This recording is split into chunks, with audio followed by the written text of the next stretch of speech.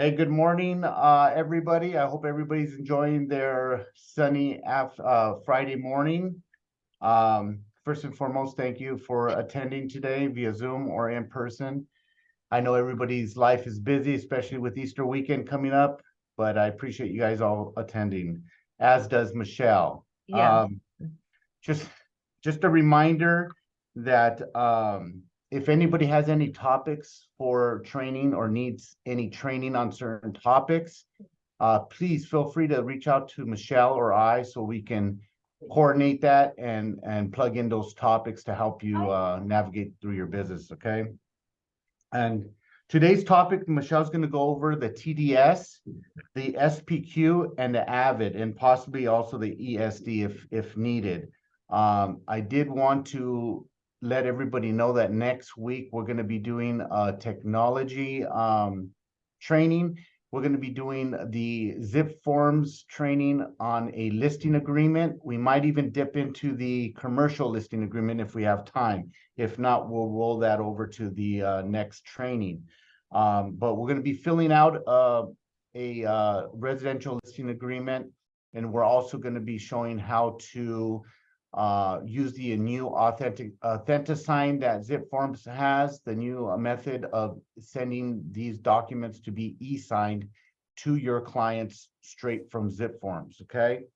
Last but not least, I wanted to let you guys know that Michelle and I are going to go, we're going to start rotating forms and technology every other week for Friday's training. That way you guys get both aspects of the business and stuff, both the forms that you need to know and also some technology training and stuff. So it's very important because regardless if you're scared of technology or not, that's the new future. That's where we're headed. So you're going to have to just bite a little bit off every single time and start learning about it. Before I hand it off to Michelle, I want to wish everybody a happy Easter. I hope you guys enjoy the time off with your family and enjoy your Easter. Okay. Without further ado, I'll send it over to Michelle. Thank you very much. Welcome everybody to Friday's training. This was requested that we go over this in a little more depth. So we'll spend some time on this statutory disclosure, the real estate transfer disclosure statement, unless it's an exempt seller. Your clients will be filling this out. So let's start at the top right here where it says that this disclosure date as of, you're going to date it at the same as, I'm going to come down and show you here, when the seller certifies all the information above that they filled out, when they sign this, that date should match up here because it's the date that they have filled this form out. Because I know that in the past, sometimes there's some confusion, but it's the date the seller certifies and fills out all the information. Now, this TDS, real estate transfer disclosure statement, is the responsibility of the seller. We don't want to be filling this out for them at all. If they have any questions, go ahead. When you're doing the whole form to send it to the seller, you're sending this with the whole package. Would that be, I guess it's not the filling the date, but you put it in there because you're sending it that date. But the seller might take a couple of days before he goes to this. And when he signed and put a date, it's gonna be different. Would that be a problem? Or you just wait until you receive the form back with the date that he has, and then you put it that date? Yeah, I would this date because it's the statement and the condition when he or she is filling it out. Right. So you should match when they're certifying that they've answered all these questions. It should be as of that date. So when you receive it back from them, and whatever date he put when he signed, that's when you put it. I don't put dates on it. I explain it to them. Yes. So when you receive it, that probably is still empty. So Right. you fill it out then when you receive it, and then you see the date that he signed, then you will put that date so they can match. No, I don't fill it out. I ask them to put the same date that they sign the disclosure. They will be able to do it when they receive it as a fill out this form? Well, you could probably, I don't know. I'll let Ruben address the technology side, but this date should match the date Right. yeah. What was the question, Michelle? He wants to know, will the electronic system handle putting this date in if they, because we won't know when they sign it, but I'm thinking you can send the one page back through is my idea, just this page with the date and have them click it. So that you Yeah. have that tracking, right? And it would match, try to do it the same day, but I don't know how to answer that because I don't have the technology side. But Really just quick, from a form really, standpoint, okay? So I'm going to continue on unless anybody else has a question. Okay. I hear I hear the issue. Yeah, I get it. So, Michelle, okay, Michelle, really quick, that date, I'm almost certain, but I'll confirm with everybody, will not populate when you're sending, when you're sending it out. You're gonna have to get that date after when the seller signs it. okay, okay. So it doesn't go through the electronic system. See, this is why we're gonna split the training because Ruben knows the electronic system. Yeah, but that could be handled through an email or something like that. But anyway, so I'm gonna continue on up here. And we've went over this a few times, but I just want to reiterate, one of these boxes needs to be checked. If you don't check one of these boxes, your TDS is incomplete. Now, normally you're going to be checking no substituted disclosures for this transfer. However, though, if you do have additional inspection reports that you want to pull into this TDS, not you, that the seller wants to present and provide to the buyer, you would check box 2. When I've done this, I'm going to type out the name of the report and the date of the report. Okay, so you're going to check one of these boxes. If you don't, your TDS is not complete. So make sure that this is done. RTC, our transaction coordinators here, we will be asking you to have the seller check that box if it's been missed. So this is important too. The seller needs to check one of the boxes that they're occupying the property or not. So the subject property has the items checked below. This is for the seller to fill out. They're going to fill out everything here to the best of their ability and what they know. Are there any of the above items, this is important, that are not in operational condition? So yes or no, maybe the dishwasher's not working or something like that. They're going to check yes or no. If it's a yes, they're going to note something about that disclosure. Okay. So are you aware of the following defects in any of the following? If yes, check the appropriate boxes. If you need to have additional addendum attached to complete some explanation, you can go ahead and do that right here. Attach additional sheets or just a sheet. Okay, so this is all for the seller. We don't want, as one of the attorneys said, we don't want our fingerprints on this form. This is a seller disclosure, not our disclosure. So let them fill all this out. If they have any questions, of course, you can answer. And let them fill it out to the best of their knowledge because it's their property. So on D1 and D2, I just want to point out that the seller will be certifying by signing this form that they've installed operational smoke detectors and that the water heater has been braced, anchored, or strapped. Okay, so D1 and 2, that's already the seller certifying that these items will be done. So here's where they're going to certify that they've filled this out to the best of their ability, sign and date. We'll take care in the technology side, training next week, how to get the date up at the top, okay? So very important. So here's where your fingerprints are, agents. So we're going to fill out agents, inspections, disclosures. So for the listing agent, for me, I usually just check C, attached, ABID form. That's how we were taught here. I've always kind of followed that method. So see attached ABID, we don't write anything else unless there's something that you want to write there that's required or that you feel is necessary to disclose. You could write something. But normally we're gonna just attach this. Now, if you attach that, you don't need to write. If you wanted to note something, you could note it and then put in parentheses, see attached AVID too, so they know that's there as well. So you're gonna sign and date it. When you fill this section out, as we went over last week, this is a statutory disclosure, the TDS.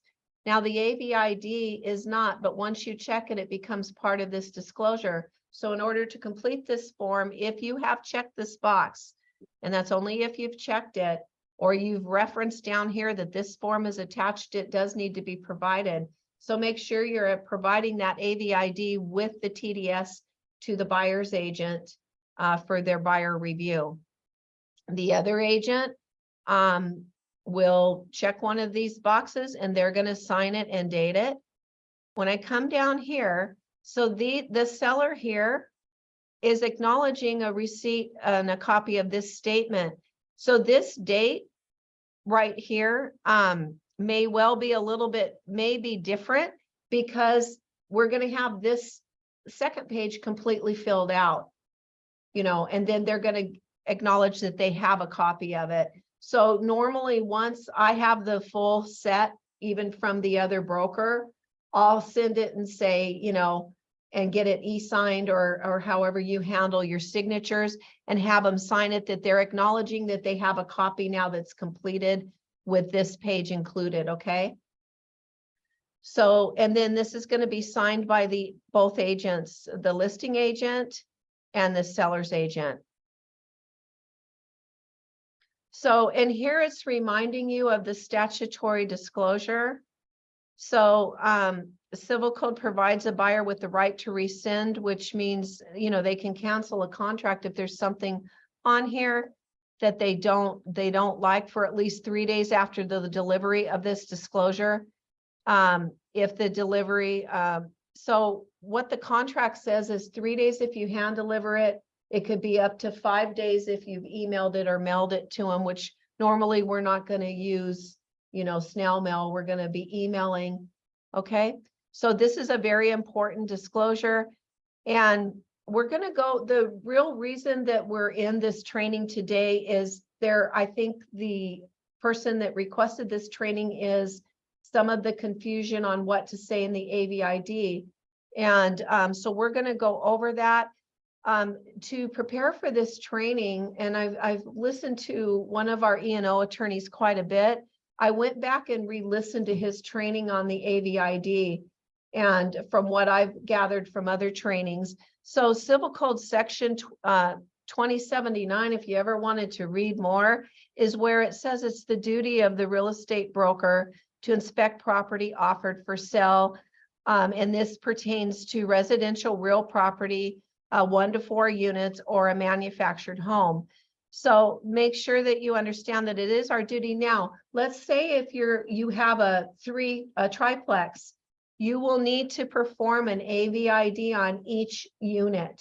So bear that in mind. Some of your back stuff on the other that pertains to the property may be the same, but each unit may have different things. So if you're preparing an AVID for 2 units, 3 units, 4 units, each unit does require their own AVID. Go ahead. Question. I understand if you're talking about residential 1 to 4 units, then you have 4 units, you do 4 AVID. Correct. But what about TDS for the seller? Just 1 TDS for all 1 4 units? Yes. Well, if there's differences, okay, I did call the hotline on this. If there are marked differences in what is in the units, Right. you will need to do separate TDS. But if it's not, then you can use 1. I Okay, understand. For example, if that 4 units all very standard, everything's exactly the same, there's 1 Right. TDS. But Yeah, you still have and- a little bit different things inside. right. If there's different range, microwave, then you're going to need to do a separate TDS. And you just bring up a point. The seller may be occupying one of those units, right? Right. So that will call for a different TDS because the seller could be occupying it. And then the other units is not occupying. So how many TDS do you need? It depends on the situation. So come and ask us. Gotcha. Yeah. Okay. That's a really good question. Thank you for bringing that up. Okay, so we're gonna come here. The agent for the AVID, which we're gonna spend a little more time on, and I know we have some very seasoned agents here, so this is a collaboration of all of us learning.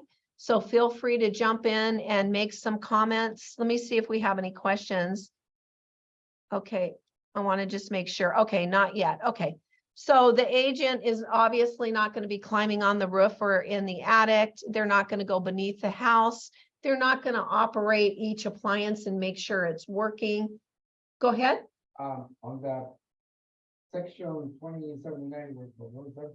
Oh, the zip code. Yeah, there you go. Section 2079 says, is the broker inspect the property offer for sale? What if the property is far away, like up north, but since everything is emailed today, blah, blah, blah, there's no need, right? There you can send the documents to the seller, which is might be in Washington, and the house is in Northern California. You're gonna be able to travel there to inspect the property for the AI Avid? You know, I'll leave that. If Peter was here, I would leave that to him to answer. However, our requirement is that you perform an Avid to, you know, satisfy the requirement of a visual inspection, because if you're listing a property, it's assumed that you've been there. So if that's the case, if you're only going once to that property, do your Avid right away. That's a really good point. If this property is really far, take that Avid with you. If you're only making one trip, and make sure that the Avid is filled out at that time. For this, section 2079, where do you get it? It's, Michelle, I they can can't- give it to you. It's a civil code. Yeah, They It's can't not- hear they okay. can't hear the questions online. Okay, so section 2079, they were asking where to get it. It's a civil code. I just pulled it up because it was referenced in training. So I just wanted to tell you where that was located. Okay. So up here, if this is a duplex, triplex, or fourplex, you're going to note the unit that this is for. Additional Avid forms are required for the other units. Okay. So again, we're not climbing on roofs or anything like that. We're not moving pictures or furnitures. We're doing a visual inspection. Okay. So here, if it was a duplex, triplex, or fourplex, I would note the unit number, excuse me, the firm name inspecting, inspection date and time, weather conditions. Were there other people with me? No, none. One of the attorneys said not to do your Avid and walk around with an inspector. Please do this independently on your own. Do it on your own. This is your visual inspection.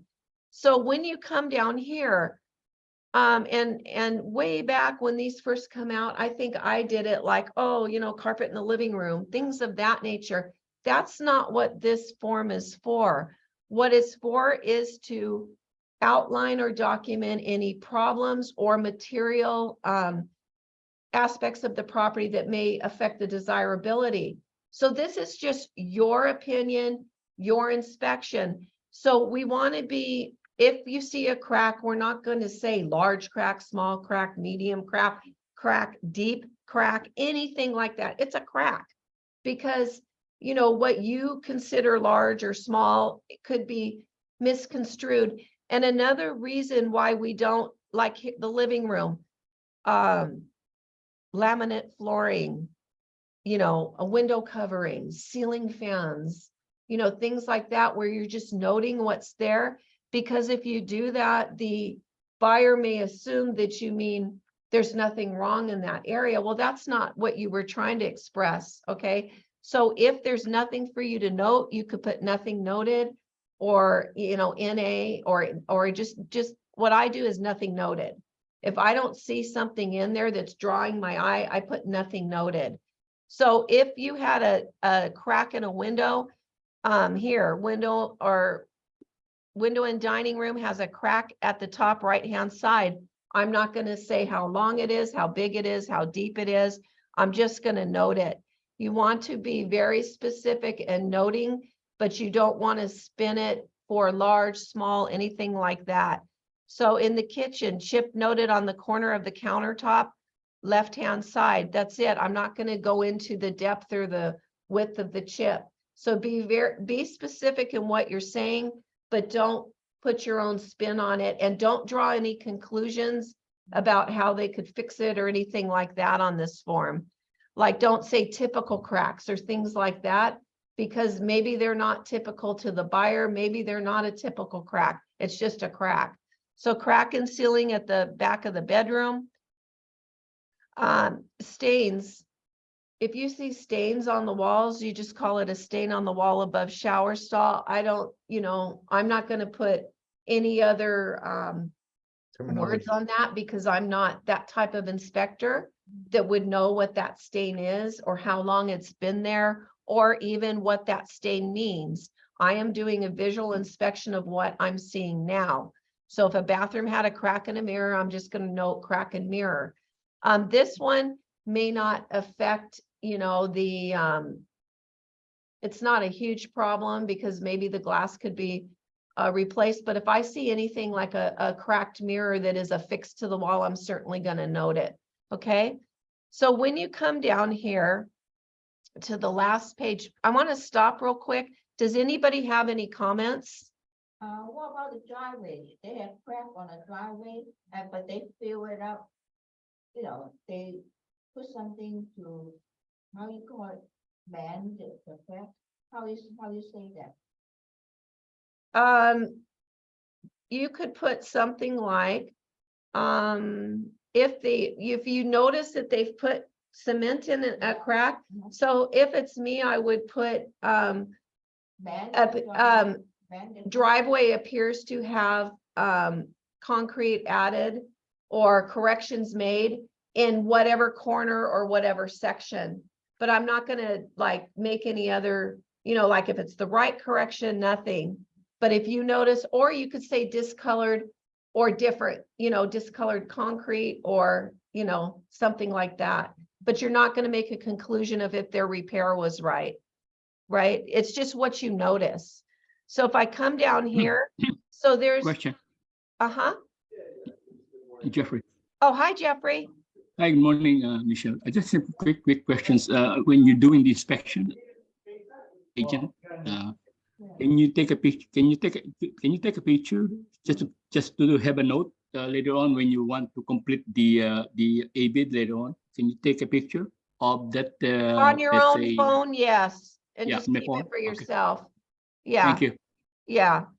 Usually, Jeffrey, those of us, and we have some pretty seasoned agents in here, when we do this, we're walking around with a pen on this, and then we come back to the office and type it, and then, do it that way. So usually you're doing a draft out at the property, because you can write, everything you're thinking, but when you come back, you're going to put it in the format, okay, of the ABID.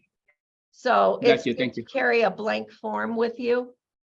So there's some other items that may affect the desirability of the property, or in some people's eyes, and others, everybody to each their own, they're different.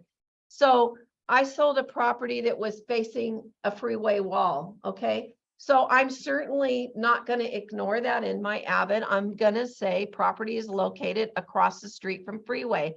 And there was a case years ago when I was in training that the attorney was telling us about. The agent went further to say that there was a noise barrier wall, and the noise wasn't, blocking noise. We don't need to say something like that, because you or I are not in the property. We don't know how much noise comes over those walls or through them. So it's just property is located across the street from freeway, period. Yes, in this case, there was a big wall that I think they're required to build, but you just simple note like that. If you hear a train, from a property, and I've had that happen where I'm standing outside and I hear woo, woo, and I didn't know, I will ask the property owner, are there railway tracks close? Yes, they're 4 blocks over. So or property, I just put this as some ideas. Property is located close to a railway track. Go ahead. The problem with that is that the day that you're doing the inspection, the Yeah. train might not be passing. Yes, Or the moment that you're there. That's there's correct. No, there's so many blue line, whatever, it's not passing, and you didn't pay attention. yeah, But later, when the owner, I mean, the new buyer's there, whoa, what is this? yeah, Nobody and told me about it. yes, and we should be able to pick that, a hint of that up on the SPQ and ask about it. Sometimes they don't say it because. Yeah. they're used to it. So if you are at a property, and I've done this because sometimes we're in areas like we're real familiar around Alhambra and certain cities around here, but you get over into Long Beach or places like that where maybe you don't travel. I had a property like that. I said to the gentleman, gee, is this close to the airport? He said, yeah, they'll hear planes. So property is located in close proximity or near an airport. Small airport. Yeah, so you can write that. Or property is located close to a school. I don't know if I'd say within a block, but I even though I typed that, property is located close to a school. Why is that? Maybe they don't want to be on a street where there's school traffic or children walking. You know, everybody has their own idea of what's desirable. Or an important one was one that located adjacent to a golf course. And I did hear about a case where balls were coming over the fence. And then, yeah, then they could, you know, that could cause issues later after closing. So if you, and you say, well, the buyer should have noticed that, fine. But if you notice you're adjacent to a golf course, just simply put it in your disclosure. It's really simple. Property is located near a public park.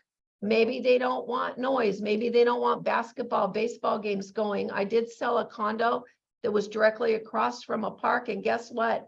8 a.m. Saturday mornings, the ball teams came and it really irritated the people. But we had noted that it's across from the park.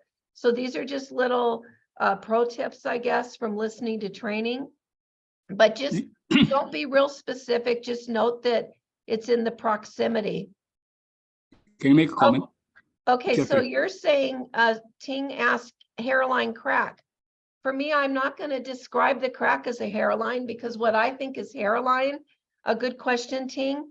But what I think is hairline may not be hairline to somebody else. They might just say, what do you mean hairline? That, you know, to them, they may think, oh, no big deal. But to them, it may be a big deal. So it's just a crack. So I wouldn't write hairline or anything, okay? So garage and parking excluding common areas if you're in a condo.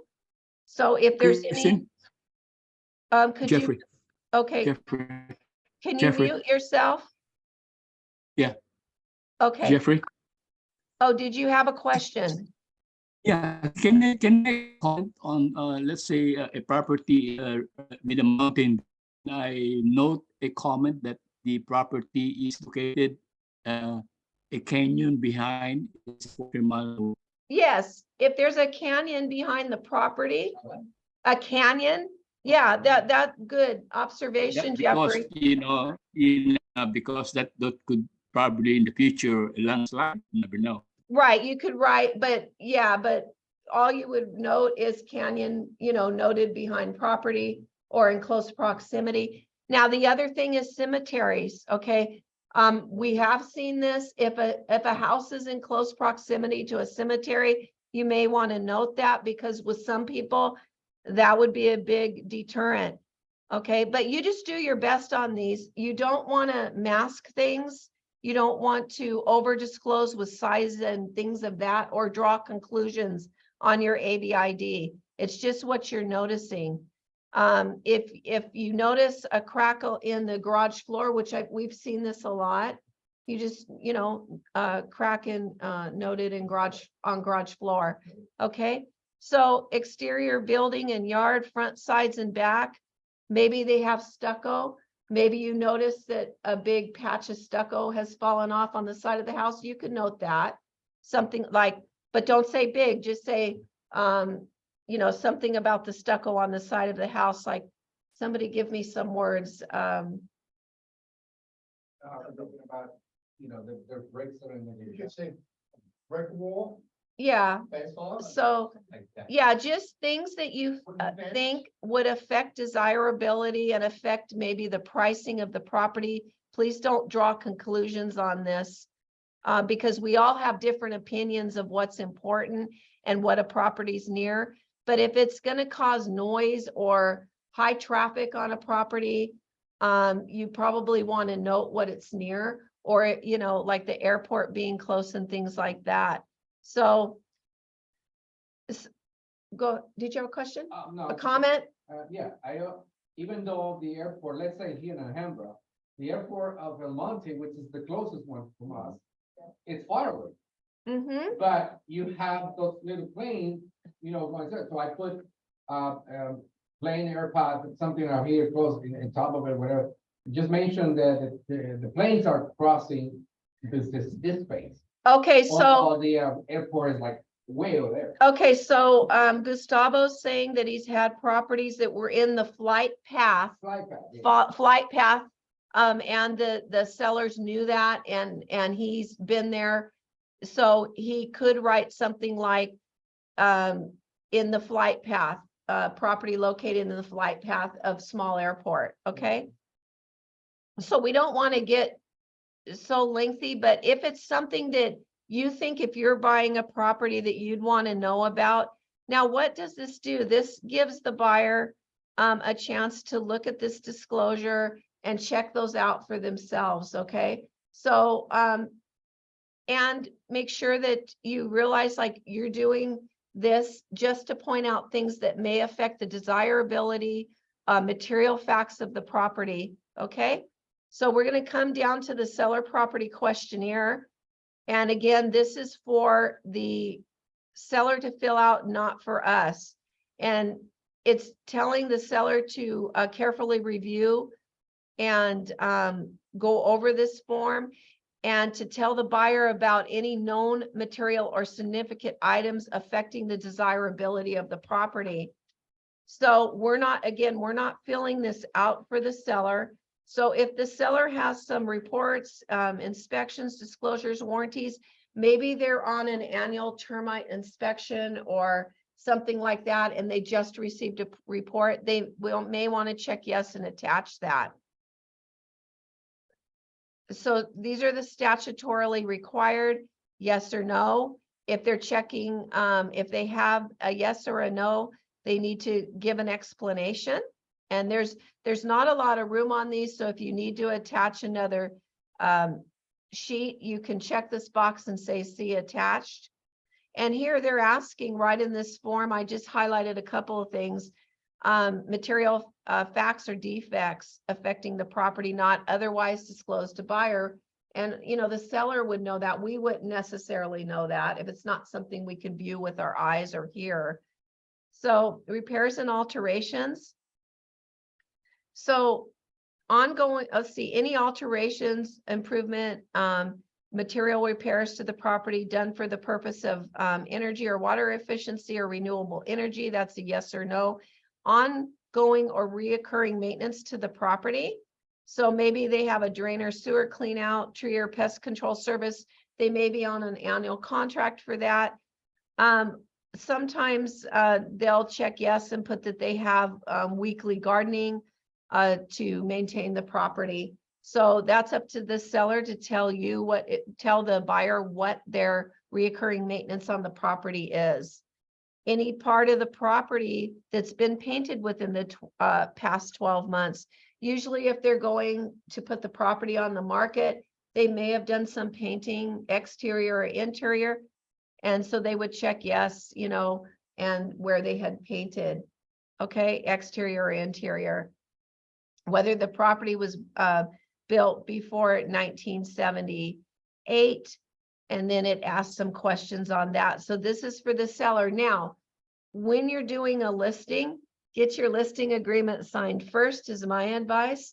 But when you go over to the house, you could leave these longer disclosures with them and say, I'm going to leave these with you so you can take a look. You're going to explain it to them, and then give them a couple of days because sometimes they need to think about it and get these filled out. So when you're doing your listing agreement, They may not have time, or, you know, they need to put some thought into these to fill them out. Take these with you, and let them have the TDS, the SPQ, let them have time to put some thought into filling them out, okay? And these are very important. I'm going to point a couple of things out, because you as an agent, you're going to be reviewing this yourself. And here's why. I mean, the whole thing's important, but right here, 8B, the leasing of any of the following items servicing the property. So I'm always going to check down here, because I want to see, are they saying anything's leased? Obviously, if I see panels on the house, I'm going to be asking right away about that. But you also want to look here, because maybe we did have a house that the water softener was a leased item. I wouldn't know that because I don't have a water softener, but you need to make sure that you're looking at this. And yes, of course, they're going to explain it, but if you need further clarification, make sure they have their paperwork. Like if it's an ongoing lease that can't be terminated with a new buyer, you're going to want to make sure they have that type of paperwork on file. Here's another very important one: an alternative septic tank system on or servicing the property. So you're going to look for sure at these questions. You're going to look at the whole thing, but there's certain disclosures that you want to make sure.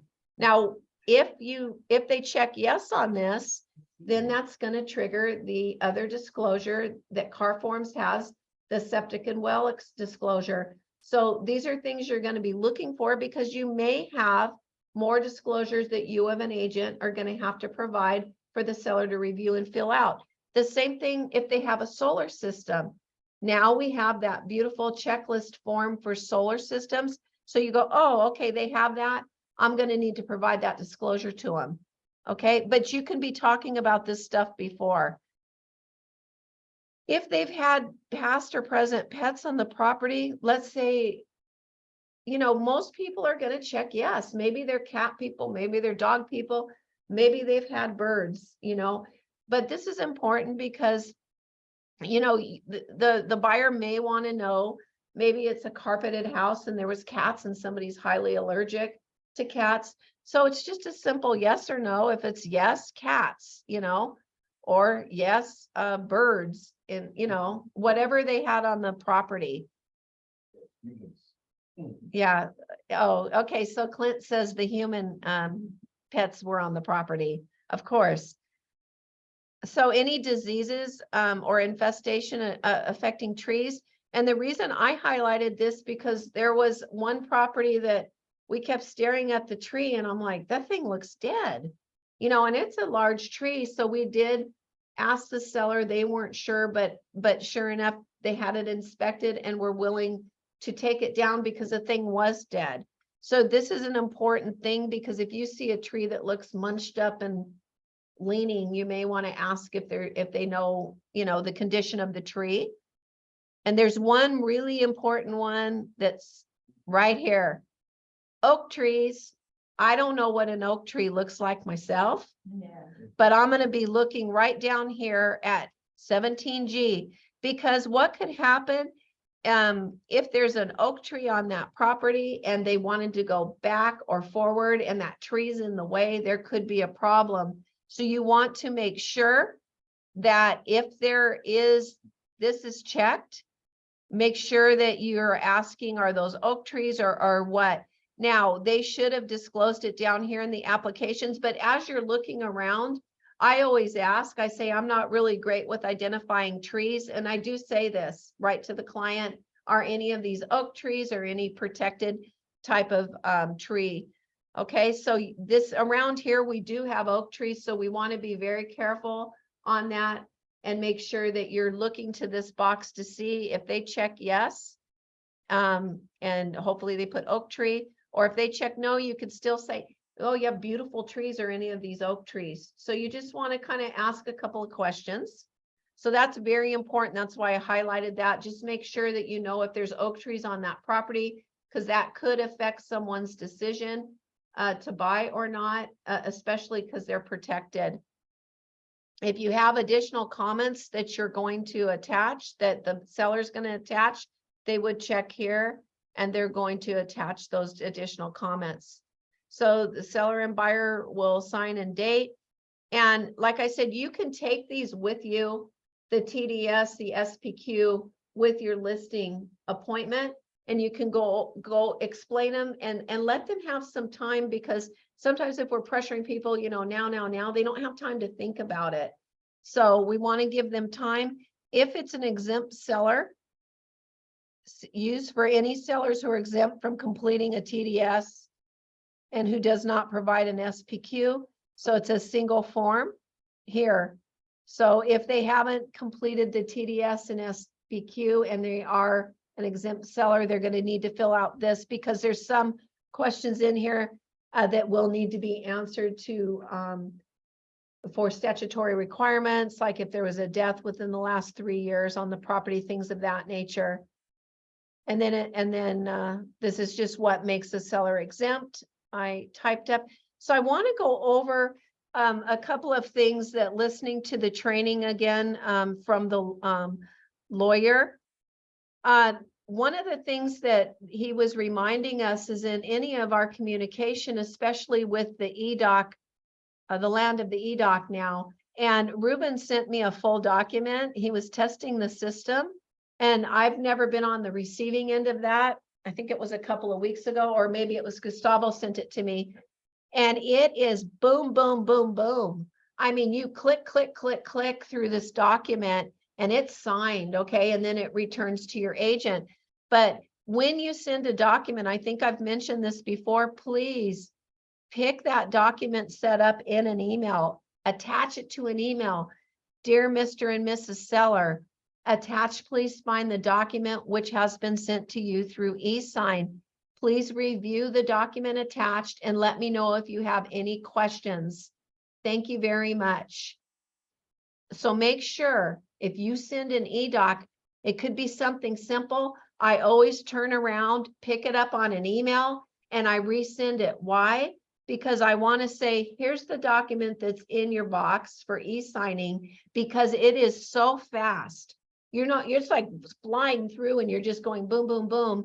And a lot of times they probably aren't going to stop to review it. So I'm going to send a second email with that document attached, requesting that they go ahead and review it and let me know if they have any questions that need to be addressed. Okay. So communication in our business is very important. You have to be careful about what you write, but you do want to pick up all of your things that you're sending through EDOC and present them on a separate email so they can take their time, click that link, click your attachment and see what's in there and make sure they understand what they're signing. If they have any questions, they'll get back to you. Okay. So I'm going to look at the chat box. Okay. Oh, you're welcome. It's I Irma. see. Oh, Irma, thank you. Oh, Irma, you changed your name. Thank you. It's a Thank you different very Irma. much. She put it to Irma now. Before, I think it was a cell phone or something. No, it changes no, it was ISID, and then sometimes it changes. I don't know why. Oh, okay. Well, thank you so much. Does anybody have any questions?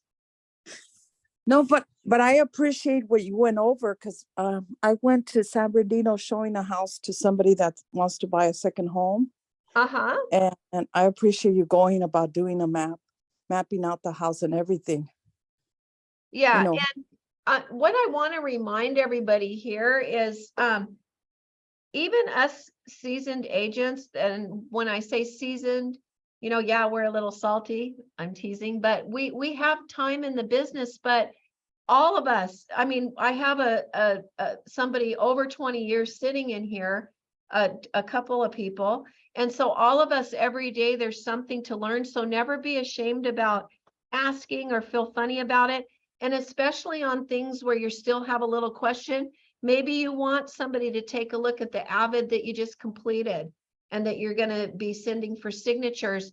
We are here to help you, to navigate with you and beside you through any transaction, because we don't want you to feel alone. We don't want you going out and feeling like you still have questions. So if it's something that we can help you on, if you say, okay, I drafted my Avid and have a look, And maybe we can ask you some further questions on that, Avid, to draw out, what you meant to say on that particular line item. So if there's no questions, I'm going to look in the box one more time. Oh, thank you, Jeffrey. So I wanted to reiterate what Ruben said. We will be going for forms. Technology is so important in our business, so we will be rotating. And in the upcoming sessions, when he does zip forms, he'll be going over the residential listing agreement. I will be doing that too. And commercial listing agreement. But after I do that class on the listing agreements, we're going to go into the commercial car contract together. And it's going to kick off with a letter of intent. So we will be starting the commercial training on the car contract, and it will begin from the beginning with a letter of intent. So that should be coming up in 2 to 3 weeks. So if you have any desire to do commercial contract, commercial real estate, I suggest that you come and, the letter of intents, you're going to use those on even commercial leases. So it's a good field. There is money to be made in leasing. And so prepare yourself and come and attend for the letter of intent and commercial contracts that Ruben and I will be hosting in 2 to 3 weeks as soon as we go through the zip forms and the listing contracts. So Can I are add there something? any questions? Michelle, can I add something? Yes, please, Ruben. So as Michelle was letting everybody know about the commercial from A to Z, starting from the LOI, it's important that you start from the beginning, because otherwise you're gonna get lost. So if you're thinking of engaging in commercial real estate, we're gonna send an email out saying that this is the first session, starting with the LOI. Please try to attend from the beginning, from that LOI, so that we can flow into all the other aspects of writing up an offer and also listing commercial, okay? Number 2, just to reiterate on, I think it was Gus's question regarding the TDS. Is that right? In the beginning with the date? Yeah, the date. Yeah, I Can you did go know back that. up to that portion? Right here. All right, so this date right here, when you use the e-signature, it will not auto-populate, okay? So just know that. You're gonna have to fill that in. However, there's a workaround, and I'm gonna go over that next week. So you can actually drag an auto date for the seller. When the seller signs it and fills it out, it'll auto date this portion right here, okay? I just wanted to answer that question because I know it arose. So Gus, I hope this answers your question, but I will go over it next Friday, okay? Yes. And yeah, and like I said, I was answering some of the chat box. And please really take us up on this when you're worried or there's forms you're not sure of, or your deal seems to be skidding off a way that a direction you don't understand, come to us. Sometimes fresh eyes and a different, person looking can uncover things. Seasoned agents even do this together. I have bounced off of Gustavo, and I was grateful he was there with, to shore me up and reassure me. So if you need any help like that, please come to us. If you need to show us your AVID, come to us on any of the forms with any questions. We're here for you. And I'm going to give it back to Ruben, and I thank you all for your time and wish you a beautiful weekend. I think that wraps it up. Do we have any final questions for myself or Michelle? Yeah, I have a question. I ran into a property that it's a foreclosure, but an agent has it. The bank gave it to her as a listing. Oh, Are you guys familiar with how that takes place? Because I was told that, it seems like a good deal, but people tell me not necessarily, and it's really hard to compare this property because of the amount of acres it has. no. I haven't personally sold but one foreclosure. Does any of our seasoned agents have any ideas for her? When I sold the foreclosure, thank goodness we had, no, I've sold two. Thank goodness we had inspections because there was a lot wrong. So my advice is to get your inspections. Anybody have any words of wisdom on foreclosure sales? I've only done 2 in 20 years, so I can't address it. I've But- done a lot. Irma, are you talking about the value of the property? Yeah, I was told, don't, just because I have it listed, I mean, it's too good to be true. And, the person that's interested, he actually works for the city and he knows everything about plumbing. At the certain property, there's even a water well. They're not connected to the city. Right. And I asked the agent, I go, why isn't there any water? I don't know. She didn't know anything. Well, And well, when you're dealing with properties in a rural area like that, a lot of them are gonna be on septic, propane. oh, no, and I'm wells. aware of that, but she couldn't explain to me why the water well's empty. Why you it's know, empty? Yeah, it's empty. She couldn't explain to me. So Well- when I went, Well, when I that's went, why, that's why you have professionals in that field to go inspect it and give you an answer for that. So no, don't I answer that. understand that, but understand I'm dealing with somebody that knows everything about plumbing, even water wells. Okay, And